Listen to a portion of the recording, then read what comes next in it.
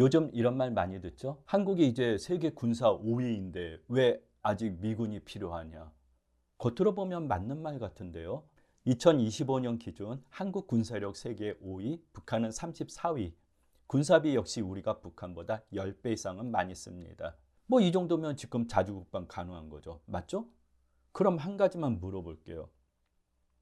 6.25 때 우리가 북한군한테 밀려서 일사후퇴를 하고 38선까지 밀려내려온 건가요? 아니죠. 원인은 중국군이잖아요. 그리고 러시아 탱크가 없었다면 북한이 남친도 못했을 거고요.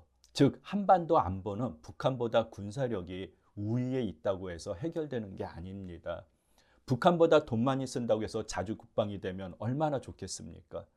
북한의 위협? 물론 중요한 기준이기도 하지만 더 큰 문제는 중국과 러시아입니다. 러시아는 세계 군사력 2위이고요. 중국은 현재 군사력 3위입니다. 게다가 중국과 북한은 군사 협력 관계이고요. 러시아도 마찬가지고요. 한국이 진짜 자주국방을 하려면 북한보다 강한 군사력이 있으면 되는 게 아니라 중국과 러시아, 북한을 미군 없이 동시에 억제할 수 있는 군사력이 필요한 겁니다.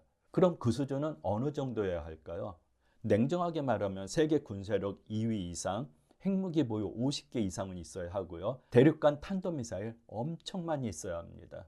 중국 땅 넓잖아요. 그리고 미사일 방어 시스템 뚫고 들어가려면 한 곳에 몇백 발을 쏴야 방공망을 뚫을 수 있잖아요. 더 중요한 건 우리나라에 핵폭탄 하나 떨어지면 게임이 끝난다는 겁니다. 그래서 이 좁은 영토에서 벗어나야 자주국방이 가능합니다. 과거에 활과 칼을 사용할 때는 가능했지만 현대전에서는 거의 불가능하다고 봐야 됩니다. 미군이 한반도에 있다는 건 단지 북한을 막기 위해서가 아닙니다. 6.25 때처럼 중국이 남침하는 것을 막기 위한 겁니다. 사드가 북한을 감시하기 위해서 설치한 건가요? 아니잖아요. 중국을 감시하기 위해서 설치한 거잖아요. 한반도에 주한미군이 있다는 건 한반도를 건드리면 미군이 자동 개입한다는 의미입니다. 만약 내일 미군이 철수한다면 어떻게 될까요? 중국이 지금과 같은 태도로 북한과 우리나라를 대할까요? 한 가지 우리가 알고 있어야 할 내용인데요. 뭐 아시는 분들은 다 아시겠지만 남북 통일이 어려운 근본적인 이유가 뭘까요?